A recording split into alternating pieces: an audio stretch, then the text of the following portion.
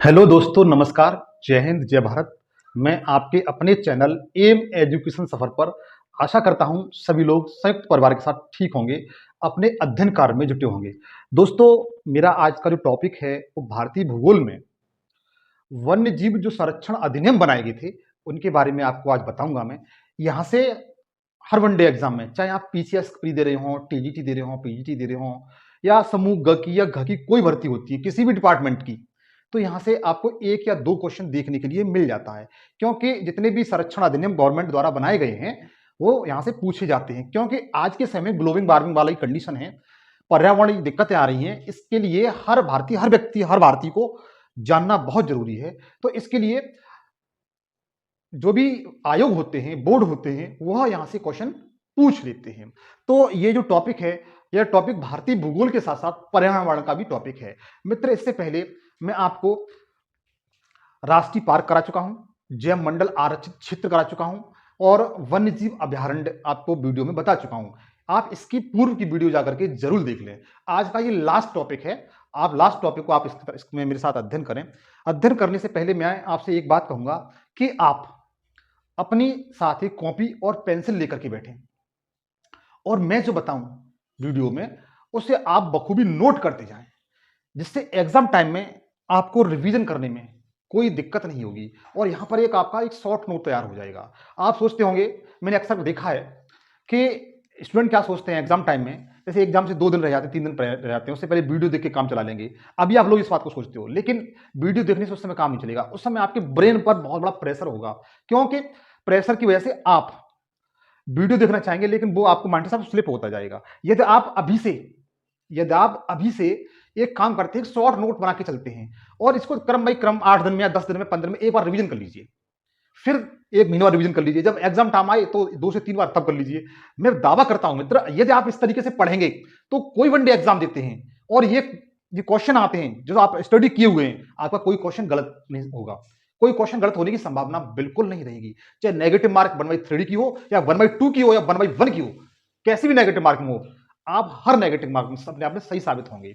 बशर्ते है कि आप अपनी, देखो पढ़ने की रणनीति होती है मित्र, सुनिए मित्र, पढ़ने की रणनीति होती है, रणनीति के अकॉर्डिंग आप पढ़ेंगे तो अपने लक्ष्य तक पहुंच जाएंगे। और आप एक नॉर्मल तरीके से, सिंपल तरीके से पढ़ेंगे आज के समय में तो बहुत कठिन है मित्र। इसलिए अपने लक्ष्य को निर्धारित करते हुए, जिस तरीके से अर्जुन को केवल चिड़िया की आंख दिखाई दी थी, उसी तरीके से आपको केवल अपना लक्ष्य दिखाई देना चाहिए कि मुझे अपने माँ बाप का सपना पूरा करना है। तो आइए मित्र, इसका अध्ययन करते हैं। लेकिन अध्ययन करने से पहले मित्र, आप मुझे अपना भाई मित्र मानते हैं, जो भी मानते हैं, आपसे मैं रिक्वेस्ट करना चाहता हूं, एक साधनीपूर्वक, आदरणीपूर्वक रिक्वेस्ट करना चाहता हूं कि आप मेरे चैनल को अधिक से अधिक शेयर करिए, दोस्तों के साथ सब्सक्राइब करिए। सब्सक्राइब करने के समय आप बेल आइकन पर क्लिक करके ऑल पे सेलेक्ट कर लीजिए, ताकि मैं जो भी वीडियो बनाऊं उसका नोटिफिकेशन आप तक पहुंच सके। और मित्र, कमेंट्स करिए। मैं आपके लिए इतनी शिद्दत से, लगन से मेहनत कर रहा हूं, आप प्लीज मेरा ये काम जरूर करिए और मुझे विश्वास है कि आप ये काम करेंगे। तो आइए हम अध्ययन करते हैं। भारत में जो वन्य जीव हैं, जैसे टॉपिक पर हम लोग अब आते हैं कि भारत में जो भी वन क्षेत्र है, वन क्षेत्र को कैसे कैसे संरक्षण किया जाए। क्योंकि पहले उस समय कोई दिक्कत नहीं होती थी, लेकिन जैसे जैसे पॉपुलेशन बढ़ रही है इंडिया की, तो लोग वनों को काट रहे हैं, पशु पक्षियों की हत्या हो रही है, विनाश हो रहा है, कीड़े मकोड़ों का विनाश हो रहा है। तो गवर्नमेंट ने इसके लिए कुछ रूल्स बना रखे हैं, कुछ नियम बना रखे हैं। उनको यदि आप फॉलो नहीं करते हो तो दंडनीय अपराध मिलता है सरकार द्वारा। तो आपको इनको फॉलो करना आवश्यक है। मैं भी आप लोगों से ये कहता हूं कि आप अपने पर्यावरण को हमेशा स्वच्छ, साफ और सही रखिए। और मैं आप लोगों से एक बात और कहूंगा, अगर आपके फैमिली में 10 मेंबर हैं तो आप 10 वृक्ष लगाइए अपने खेत पे जाकर के, जहां भी आप रहे, घर के किनारे पर, कहीं पर भी, जिससे आपका ये वातावरण हरा भरा बना रहे। तो इसी तरीके से भारत सरकार भी ये काम करती है कि जो भी, यदि वनों का कोई विनाश करता है, जीव जंतुओं की हत्या करता है, व्यापार करता है, उन्हें चोट पहुंचाता है, दर्द देता है उनको, तो उसके लिए दंड का प्रावधान किया गया है। इसके लिए भारत सरकार ने समय समय पर अनेक वन संरक्षण अधिनियम बनाए हुए हैं, जिसका हम लोग क्रम बाई क्रम इनका अध्ययन करेंगे। इससे एग्जाम के लिए आपको सुविधा होगी और जीवन के लिए सुविधा होगी। मित्र, इसमें बीच में मैं आपको एक शॉर्ट ट्रिक छोटी सी ये बताऊंगा, जो मैंने आपको जैव मंडल आरक्षित क्षेत्र पढ़ाए थे, उसमें यूनेस्को में 11 शामिल हैं। 18 में से टोटल 18 हैं जैव मंडल आरक्षित क्षेत्र। इससे पूर्व की वीडियो बता चुका हूं, उसमें से 11 यूनेस्को में सम्मिलित हैं। और जो 11 यूनेस्को में सम्मिलित हैं, उनकी मैंने एक ट्रिक बनाई है आपके लिए, शानदार ट्रिक है मित्र। अगर आप उसे अध्ययन कर लेंगे, एक दो बार रिवीजन कर लेंगे, तो आपका कोई भी क्वेश्चन जैव मंडल आरक्षित क्षेत्र से कोई गलत नहीं होगा। तो आइए हम अध्ययन करते हैं। तो सबसे पहले आप हेडिंग डालिए, भारत के वन्य जीव संरक्षण अधिनियम। भारत के वन्य जीव संरक्षण अधिनियम, ये सबसे पहले भारत में जो आया था, गवर्नमेंट लेकर आई थी, वो 1972 में लेकर के आई थी। अगर आपसे क्वेश्चन पूछा जाता है भारत के वन्य जीव संरक्षण अधिनियम कब सरकार लाई थी, तो आप बता सकते हैं 1972 में। भारत के वन्य जीव संरक्षण अधिनियम 1972 में आया था। कब आया था? 1972 में। इसके लिए गवर्नमेंट ने कमेटी गठित की और अनेक नियम बनाई। तो मित्र, इसमें आप देखिएगा, ये जो वन्य जीव संरक्षण अधिनियम है, ये 9 दिसंबर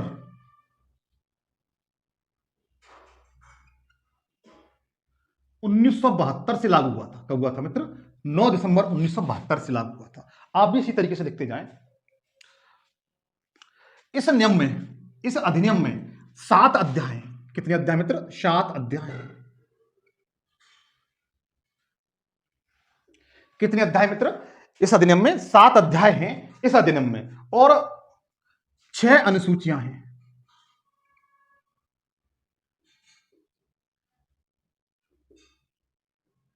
कितनी अनुसूचियां हैं? 6 अनुसूचियां हैं। जैसे भारतीय संविधान में 12 अनुसूचियां हैं, इसी तरीके से जब ये 1972 में नियम लागू किया गया था, तब उस समय इसमें 6 अनुसूचियां हैं। कितनी? 6 अनुसूचियां हैं और 7 अध्याय हैं इसमें। कितने अध्याय हैं?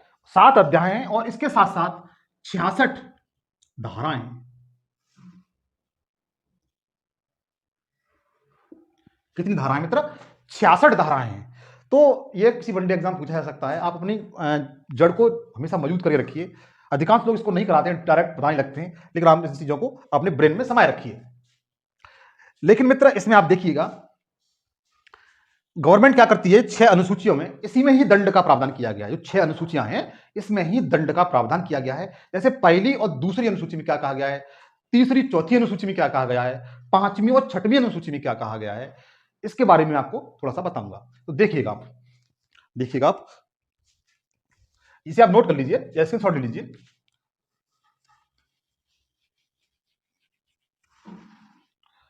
देखिए मित्र,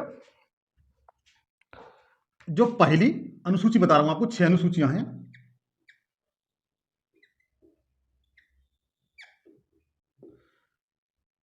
इसमें प्रथम और दूसरी, पहली और दूसरी अनुसूची,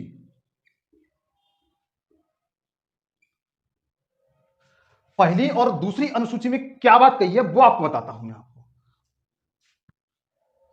देखिए,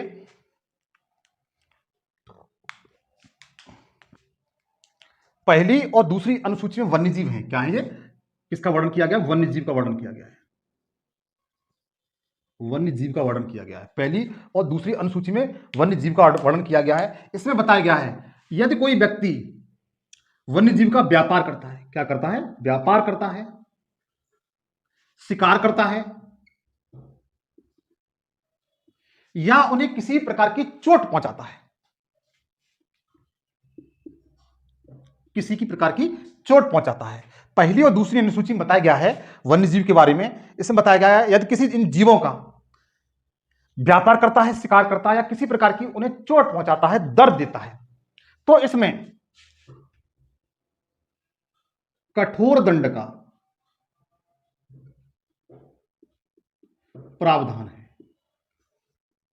किसका मित्र? कठोर दंड का इसमें प्रावधान किया गया है।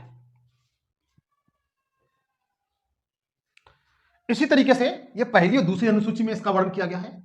अब देखिए तीसरी और चौथी अनुसूची।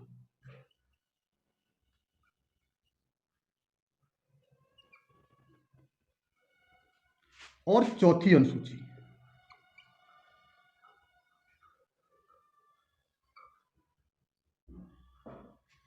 तीसरी और चौथी अनुसूची, इसमें भी वन्यजीव का वर्णन है मित्र।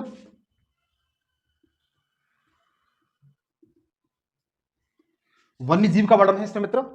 इसमें भी यही प्रावधान किया गया है, यदि कोई व्यक्ति वन्यजीव का व्यापार करता है, शिकार करता है, या किसी प्रकार की चोट पहुंचाता है, तो उसके लिए दंड का प्रावधान तो है, लेकिन कठोर दंड का प्रावधान नहीं है। मतलब इस जो पहली वाली जो अनुसूची है उसमें जो कठोर दंड का प्रावधान किया गया उससे थोड़ा कम दंड का प्रावधान किया गया है। तो आप इसमें लिख सकते हैं पहले से कम दंड का प्रावधान है।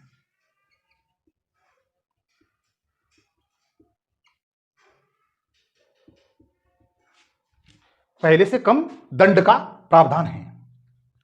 तो आप इसे नोट करिए मित्र, आप इसे नोट करिए। इसको बताता हूं पांचवी और छठवीं अनुसूची, इसके बाद बताता हूं आपको पांचवी और छठवीं अनुसूची।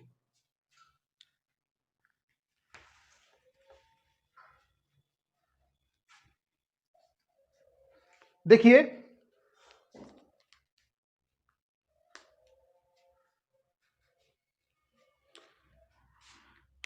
जो पांचवी अनुसूची है, पांचवी अनुसूची, पांचवी अनुसूची में मित्र जो वर्णन किया गया है वह वन्य जीवों का किया गया है। किसका? वन्य जीव का ही किया गया है। इसमें पांचवी अनुसूची में यह वर्णन किया गया है कि आप वन में रहने वाले कुछ जीव ऐसे होते हैं जिनका आप शिकार कर सकते हो।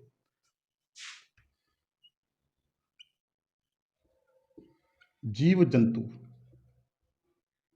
का शिकार कर सकते हो।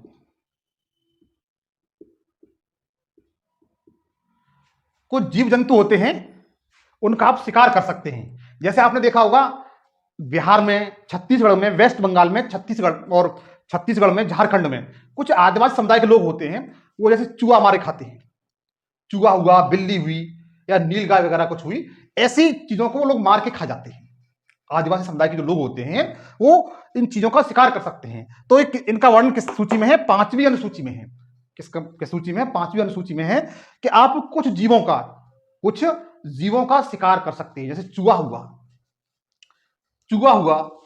फ्रट हुआ, बैट्स हुआ, इन सब चीजों का आप शिकार कर सकते हैं। इसी तरीके से मित्र जो छठवीं अनुसूची है, छठवीं अनुसूची के बारे में बताऊंगा।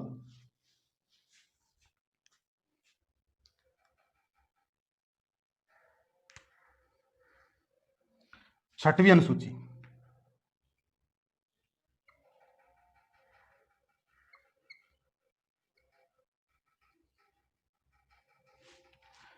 छठवीं अनुसूची में मित्र आपको पता है वन्य जीव का ही वर्णन है। इसमें यह प्रावधान किया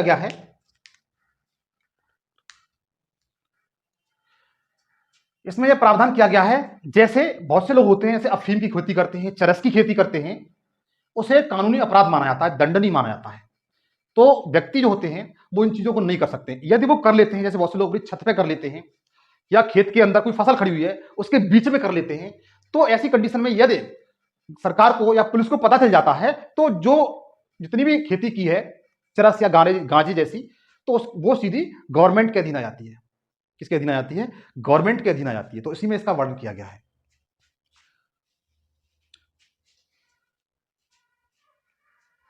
जिसमें व्यापार, विक्रय, क्रय विक्रय निषेध है।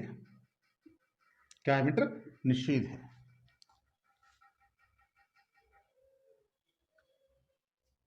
क्या है? निषेध है। तो आप नोट कर लीजिए इसको फास्ट।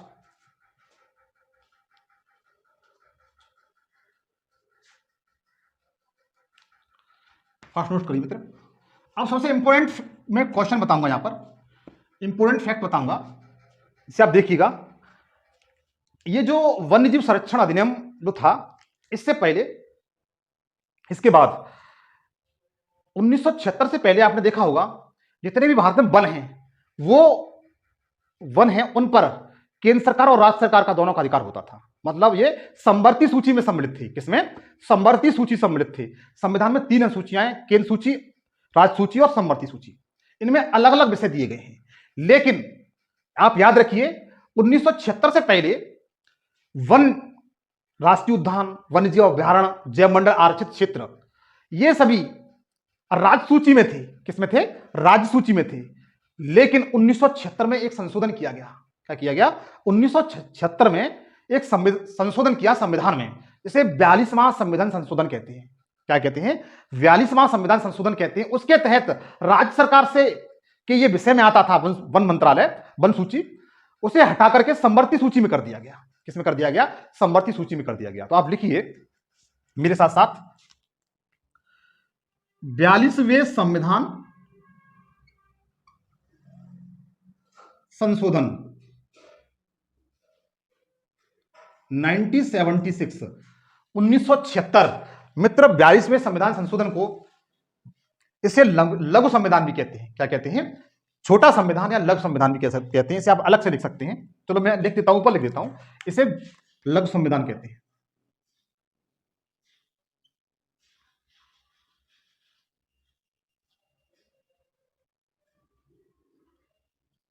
हालांकि इसका पार्ट नहीं है, पॉलिटिकल साइंस का पार्ट है, लेकिन आप कंपटीशन की तैयारी कर रहे हैं तो ये चीज जानना आपको आवश्यक है। 42वें संविधान को लघु संविधान कहते हैं। 42वें संविधान संशोधन 1976 के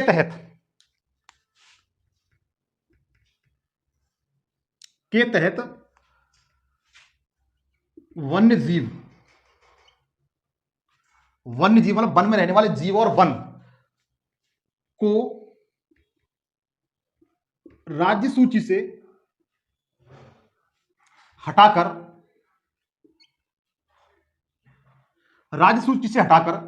समवर्ती सूची में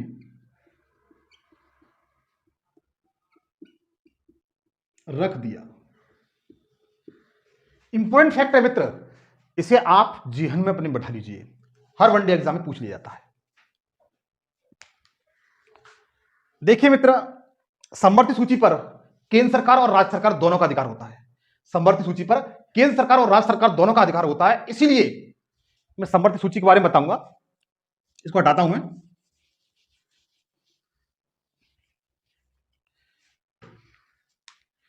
समवर्ती सूची के तहत, किसके तहत? समवर्ती सूची के तहत यहां पर दो प्रकार की व्यवस्था की गई है वन संरक्षण के लिए। एक तो केंद्र सरकार द्वारा और एक राज्य सरकार द्वारा। एक केंद्र सरकार द्वारा,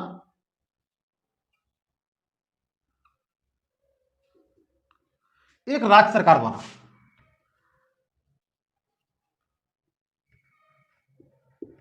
राज्य सरकार द्वारा। इसके लिए आप ये करके दिखाओ, इस तरीके से कर लेंगे आप, मतलब आपको ये करके दिखाना है। देखिए मित्र, केंद्र सरकार इसके लिए क्या करती है? एक राष्ट्रीय वन्यजीव बोर्ड बनाती है। क्या बनाती है? राष्ट्रीय वन्यजीव बोर्ड।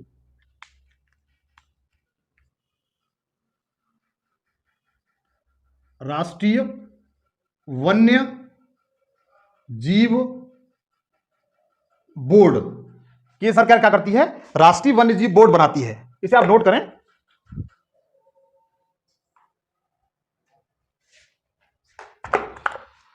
इसी तरीके से राज्य सरकार भी राज्य वन्य जीव बोर्ड बनाती है।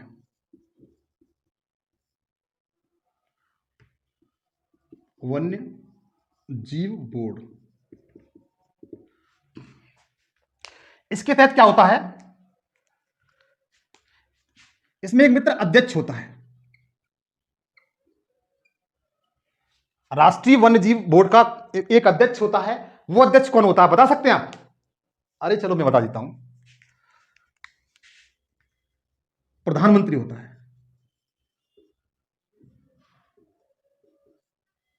कौन होता है? प्रधानमंत्री। इसी तरीके से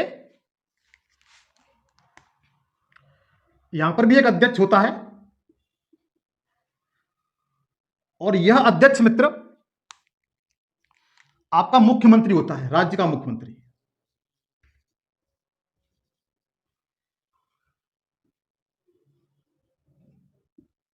कौन होता है? राज्य का मुख्यमंत्री होता है इसका अध्यक्ष, राज्य वन्यजीव बोर्ड का। इसी तरीके से इसमें एक उपाध्यक्ष होता है।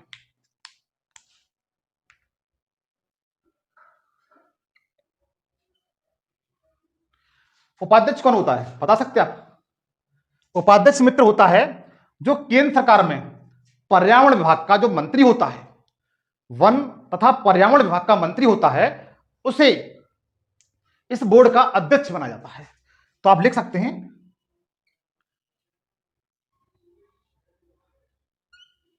अभी यार 1 सेकंड। वन तथा पर्यावरण विभाग का मंत्री, ये कैबिनेट मंत्री होता है मित्र। कौन सा मंत्री होता है?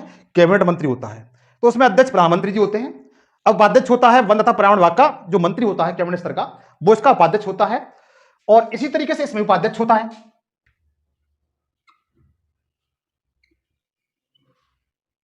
उपाध्यक्ष में बस वही है, राज्य में जो वन तथा पर्यावरण विभाग का मंत्री, वन तथा पर्यावरण विभाग का मंत्री होता है इसका उपाध्यक्ष। इसके बाद इसमें मित्र सदस्य कितने होते हैं?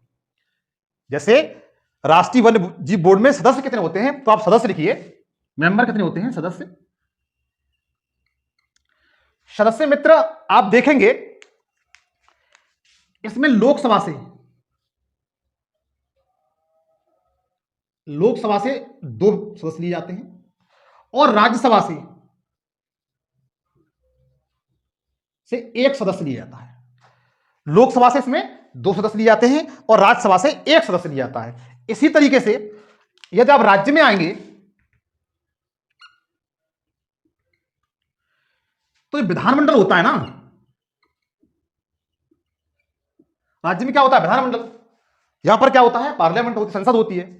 तो विधानमंडल में 2 पार्ट होते हैं, एक विधानसभा और विधान परिषद। यद्यपि विधान परिषद कुछ राज्यों में है, जिन राज्यों में विधान परिषद नहीं है वहां से विधानसभा से 3 सदस्य ले लिए जाते हैं। जिन राज्यों में विधान परिषद नहीं है वहां से विधानसभा से 3 सदस्य ले लिए जाते हैं। लेकिन जिनमें विधान परिषद होती है, उत्तर प्रदेश में विधान परिषद है, तो यहां से आपके 1 सदस्य यहां से लिया जाएगा, 2 सदस्य विधानसभा से लिए जाएंगे। तो आप लिख सकते हैं 2 सदस्य विधानसभा से और 1 सदस्य विधान परिषद से। और यहां नहीं है वहां से 3 सदस्य आपके विधानसभा से ही लिए जाते हैं। ये आपको क्लियर हो चुका होगा मित्र, आप इसे नोट करिए, आप ये करके दिखाइए।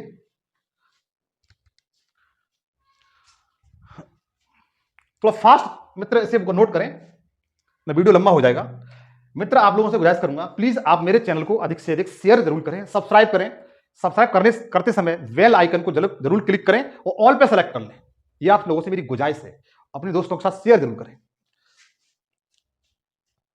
अब मैं लिखाऊंगा भारत के वन्यजीव संरक्षण अधिनियम। इसमें कौन कौन से अधिनियम बनाए गए हैं उनके बारे में बताऊंगा मित्र। आपने ये करके दिखा दिया होगा।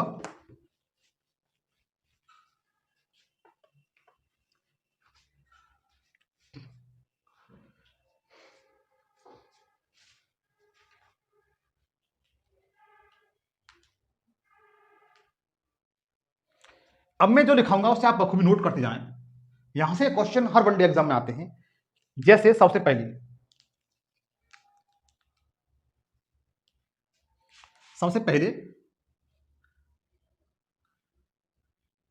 राष्ट्रीय वाघ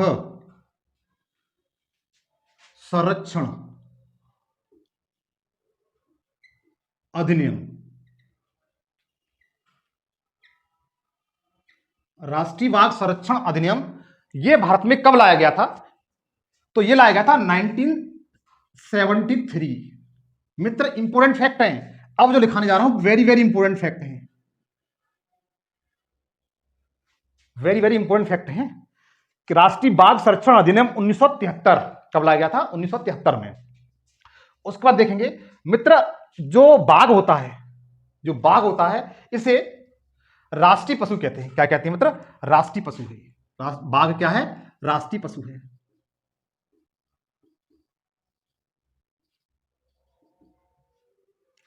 इसके बाद देखिए मित्र,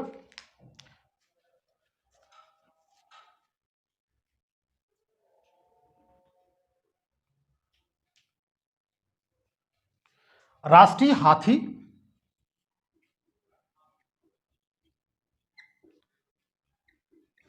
हाथी संरक्षण अधिनियम, ये इंडिया में कब लाया गया था, वो आप लिखिए। ये 1992 में लाया गया था। कब लाया गया था? 1992 में लाया गया था। और इसे हाथी को विरासत पशु भी कहते हैं। क्या कहते हैं? विरासत पशु।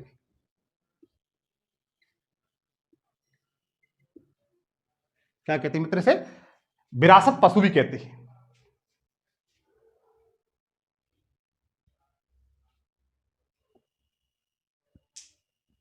मित्र आप नोट करते जाइए, जो राष्ट्रीय बाघ संरक्षण अधिनियम है, इसके तहत भारत में 50 से अधिक, कितने? 50 से अधिक भारत में स्थानों को चिन्हित किया गया था जहां पर इनकी सुरक्षा की जा सके। जैसे नागार्जुन सागर भाव के लिए जाना जाता है। उसके बाद देखिए आप, राष्ट्रीय मगरमच्छ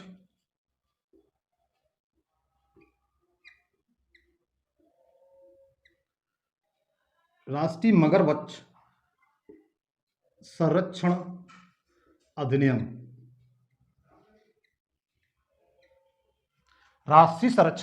मगरमच्छ संरक्षण अधिनियम, यह मित्र लाया गया था 1974 में। जैसे आपने देखा होगा, जो चंबल नदी है, मतलब बहुत सी नदियां हैं लेकिन चंबल नदी में सबसे ज्यादा पाई जाती है, उनके संरक्षण के लिए सरकार है, चाहे केंद्र सरकार हो या राज्य सरकार, दोनों अपना योगदान देती है ताकि उनकी हत्या न की जा सके। तो इसके लिए एक्ट कब बनाइए? 1974 में बना। फिर उसके बाद देखिए मित्र, इंपोर्टेंट है नेक्स्ट वाला, राष्ट्रीय गिद्ध संरक्षण अधिनियम,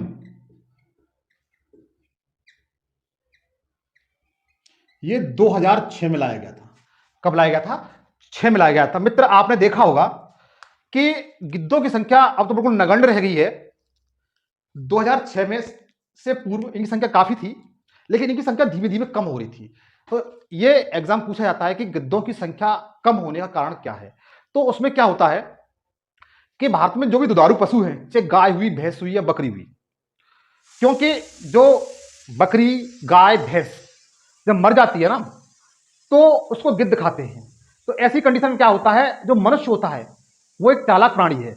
गाय, भैंस या बकरी जो भी होती हैं, जो दूध देती हैं, उनमें दूध की संख्या में को वृद्धि करने के लिए उसमें एक इंजेक्शन लगाती है। अच्छा, उस इंजेक्शन का नाम क्या है? मैं आपको बताता हूं इस इंजेक्शन का नाम क्या है। ये कई एग्जाम में पूछा गया है।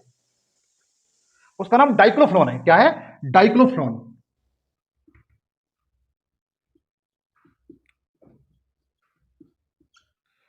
डाइक्लोफ्लोन अगर इंजेक्शन लगा देंगे पशु के, तो उसकी दूध में वृद्धि हो जाती है। जब वह पशु मर जाता है तो इसके मांस को गिद्ध खाती थी। क्या खाते थे? गिद्ध खाते थे। जब ये गिद्ध के पेट में पहुंचता है तो उनके लिए नेगेटिव इफेक्ट पहुंचाता है। ऐसी कंडीशन में वो मर जाते थे। इसी कारण हमारे देश में गिद्धों की संख्या कम हो रही है। अच्छा ये बताइए, गिद्ध के लिए भारत में किस राज्य में एक संरक्षण केंद्र बनाया गया है? वो किस राज्य में है? आपको ऑप्शन देता हूं, हरियाणा, पंजाब, दिल्ली और उत्तर प्रदेश। आपको कमेंट्स करके बताना है। तो चौथा आपका ये हो गया। उसका मित्र देखिए, नेक्स्ट है आपका गंगा नदी डॉल्फिन, गंगा नदी डॉल्फिन संरक्षण अधिनियम। गंगा नदी डॉल्फिन संरक्षण अधिनियम, यह 2004 में लाया गया था मित्र। कब लाया गया था? 2004 में लाया गया था, इनकी सुरक्षा के लिए। यदि इनकी कोई व्यापार हत्या करता है तो उसे अपराध माना जाएगा, उसे कठोर से कठोर दंड दिया जाएगा। आप इसे नोट करिए मित्र, आगे और बताता हूं मैं। स्क्रीनशॉट ले लीजिए। ये एग्जाम की दृष्टि से सारे महत्वपूर्ण क्वेश्चन है मित्र। मैंने इनको सबको कलेक्शन एक जगह कर दिया है, इकट्ठा कर दिया है, ताकि आपको इधर उधर किताबों में भटकना न पड़े और आपका समय की बचत हो जाए। तो आप नोट करिए, थोड़ा फास्ट करिए मित्र। वीडियो लंबा हो जाएगा, लेकिन वीडियो को स्किप बिल्कुल मत करिए मित्र। अगर आप स्किप कर लेते हैं तो आपको कुछ नहीं आपको मिलेगा इसमें।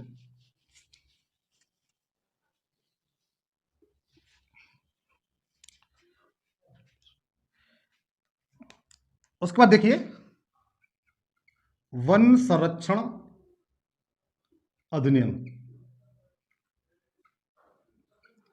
वन संरक्षण अधिनियम यह भारत में कब लाया गया था? 1980 में लाया गया था। कब लाया गया था? 1980 में लाया गया था। उसके बाद पर्यावरण संरक्षण अधिनियम, इंपोर्टेंट है मित्र।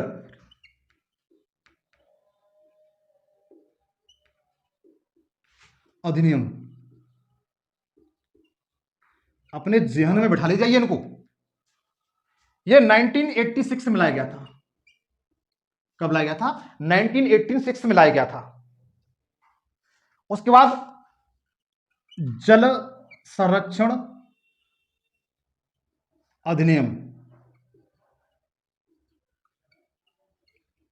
यह 1974 में लाया गया था। 1974 में लाया गया था। उसके बाद जैव विविधता बायोडायवर्सिटी संरक्षण अधिनियम, ये 2002 में लाया गया था। मित्र इंपोर्टेंट फैक्ट है ये एग्जाम की दृष्टि से।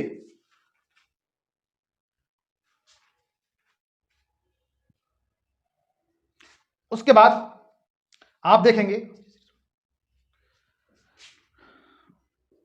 राष्ट्रीय शेर संरक्षण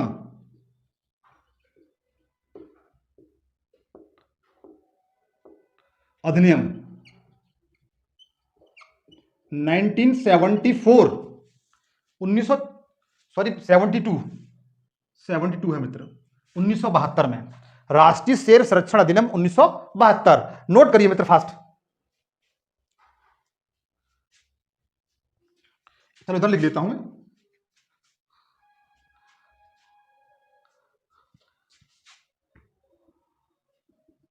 राष्ट्रीय गैंडा संरक्षण अधिनियम, बताइए कब लाया गया था? अच्छा, गैंडे कहां पाए जाते हैं? भारत के किस राज्य में सबसे अधिक गैंडे पाए जाते हैं? आप बताइए कमेंट्स करके। यह लाया गया था 1987। 1987 कब लाया गया था? 1987। भारत के किस राज्य में सबसे अधिक गैंडे पाए जाते हैं? एक संगी गैंडे पाए जाते हैं, मैं बताऊं तो सुन लीजिए। जो असम राज्य है उसका एक पार्क है, राष्ट्रीय पार्क है, राष्ट्रीय उद्यान है काजीरंगा। कौन सा है? काजीरंगा। काजीरंगा में एक सिंगी गैंडे पाए जाते हैं, एग्जाम में पूछा जाता है। उसके बाद देखिए आप राष्ट्रीय कछुआ संरक्षण अधिनियम, यह मित्र 1999 मतलब 1999 में राष्ट्रीय कछुआ संरक्षण अधिनियम लाया गया था। अच्छा, आप ये बताएंगे भारत के किस राज्य में इनके संरक्षण के लिए सरकार द्वारा एक विशेष व्यवस्था की गई है और वहां पर कछुए आते हैं प्रतिवर्ष अपना जनन कार्य करने के लिए, बच्चे पैदा करने के लिए उस जगह पर आते हैं? बताइए, आप कमेंट्स करके बताइए, जानते हो तो बताइए। और ये एग्जाम में पूछा हुआ क्वेश्चन है, वैसे नहीं पूछ रहा हूं मित्र आपसे, ये एग्जाम में पूछा हुआ क्वेश्चन है। एक बार नहीं 20 बार क्वेश्चन पूछा गया है। चलो मैं बताता हूं, उड़ीसा राज्य है। कौन सा राज्य है? उड़ीसा राज्य। उड़ीसा में 2 स्थान बनाए हैं, इसमें 2 स्थान बनाए हैं सरकार द्वारा। इसमें सबसे पहले कौन सा राज्य बताया मैंने आपको? उड़ीसा। उड़ीसा में 2 स्थान हैं, एक तो भीतरकणिका। कौन सा है मित्र? भीतरकणिका है। दूसरा कौन सा है? गिहिरमाथा।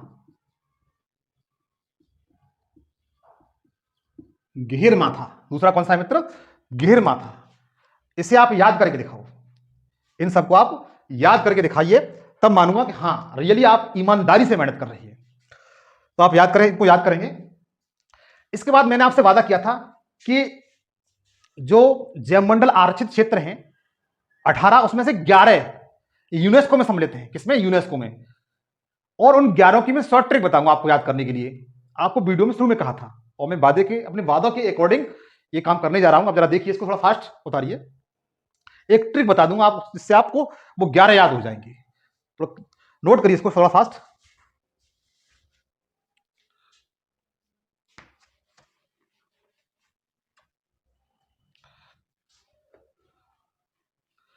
मित्रा, यदि आप ठीक से इन सबको अध्ययन कर ले जाते हैं तो मुझे विश्वास है पर्यावरण का चाहे कोई क्वेश्चन आ जाए, चाहे आप टेट दे रहे हो, सुपर टेट दे रहे हो, रीट दे रहे हो, टीजीटी पीजीटी पीसीएस दे रहे हो, ग्रुप डी दे रहे हो, कोई क्वेश्चन बाहर नहीं जाएगा।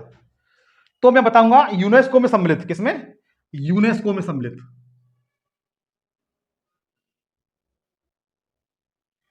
यूनेस्को, यूनेस्को के मित्र फुल फॉर्म क्या होती है जानते हैं आप? United Nation Education Science and Culture Organization. फिर एक बार सुन लीजिए, क्योंकि आपको बार बार सुनने की आदत है ना, इसीलिए फिर सुनिए। United Nation Education Science and Culture Organization. इसका मुख्यालय मित्र कहां पर है? पेरिस में। कहां पर है? पेरिस में।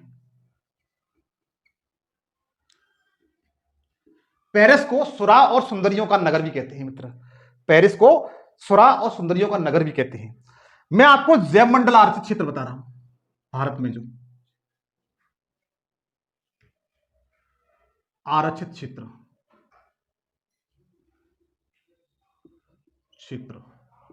जैवमंडल आरक्षित क्षेत्र बता रहा हूं।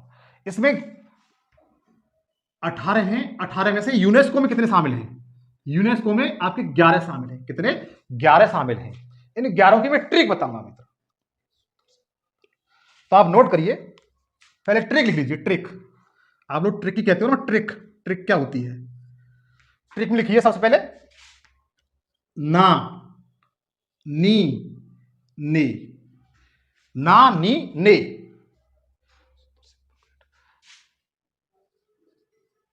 सुंदर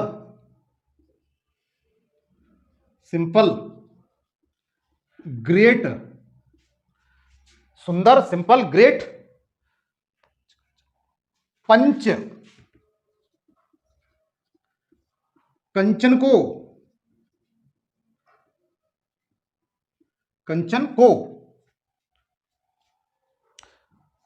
अचानक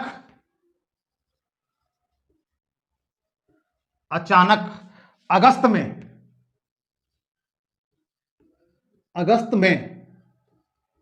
मना कर दिया। इसे आप नोट कर लें, ट्रिक है ये। क्या मित्र? ट्रिक है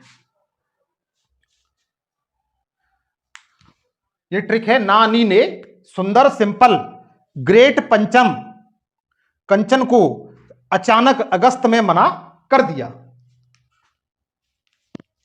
तो इसमें कौन कौन से हैं वो आपको लिखाता हूं। ये आपने नोट कर लिया होगा, इसे भी नोट कर लीजिए मित्र।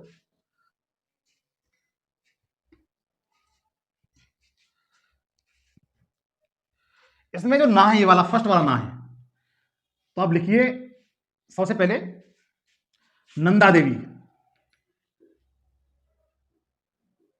नंदा देवी ये आपका उत्तराखंड में। कहां पर मित्र? उत्तराखंड में, यूके में है। उसके बाद नीलगिरी। नीलगिरी मित्र कहां पर है? यह यूनेस्को में शामिल होने वाला 1986 में सबसे पहला जैवमंडल आरक्षित क्षेत्र है मित्र। तो इसका विस्तार सबसे अधिक तमिलनाडु में है, उसके बाद केरल में है, उसके बाद कर्नाटक में है। समझ गए होंगे मित्र? इसका विस्तार सबसे अधिक किसमें मित्र? तमिलनाडु में है, उसके बाद केरल में, उसके बाद कर्नाटक में है ना। दूसरे ना से नीलगिरी से, नी से क्या होगा? नीलगिरी। और जो तीसरा वाला है ने, इसका मतलब होता है नौकरेक। और नौकरेक कहां है मित्र? मेघालय में है। नौकरेक कहां पर है? मेघालय में, जहां पर गारो खासी जयंतिया पहाड़ियां हैं। सबसे अधिक वर्षा वही होती है गारो खासी जयंती पर। गारो खासी जयंतियों पर। मेघालय राज्य की सबसे ऊंची पहाड़ी कौन सी है? गारो है। कौन सी है? गारो है। गारो पे क्या है? मानसराम है। खासी पर क्या है? शिलांग है, चेरापूंजी है। नौकरेक। अब सुंदर से क्या हो गया, चौथे नंबर सुंदरवन। क्या होता है, सुंदरवन। ये कहां पर है, पश्चिम बंगाल। पश्चिम बंगाल। सिंपल, पांचवें नंबर पर आ जाइए आप। सिंपल से क्या हो गया, ये पांचवा नंबर है। सिमलीपाल। सिमलीपाल, कमेंट्स करके बताएं कहां पर ये, उड़ीसा में है। कहां पर है मित्र, उड़ीसा में। ग्रेट, ग्रेट से होता है ग्रेट निकोबार।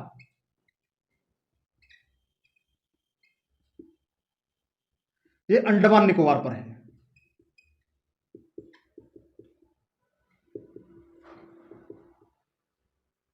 उस पर पंचन, क्या है, पंचन।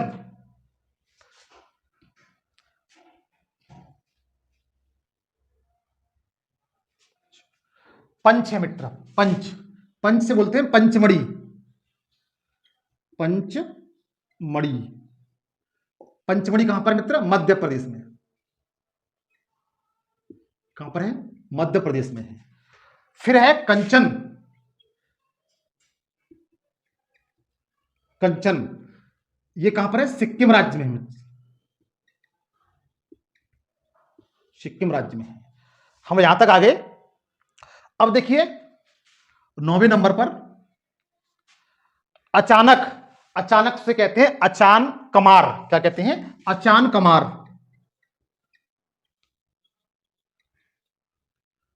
अचान कमार, अमरकंटक। अचान कमार अमरकंटक, ये कहां पर है, एमपी में है। एमपी और छत्तीसगढ़, इनके बॉर्डर पर है। ठीक मित्र, अब आते हैं अगस्त में। तो अगस्त से क्या होता है, अगस्त मलाई। क्या होता है, अगस्त मलाई। 10वां क्या होगा, अगस्त मलाई। और ये तमिलनाडु में है। कहां पर मित्र, तमिलनाडु में है। लास्ट क्या रह गया मित्र, अगस्त मलाई हो गया। अब हो गया मना। मना का मतलब होता है मन्नार की खाड़ी। क्या होता है, मन्नार की खाड़ी। तो 11वें नंबर क्या है, मन्नार की खाड़ी।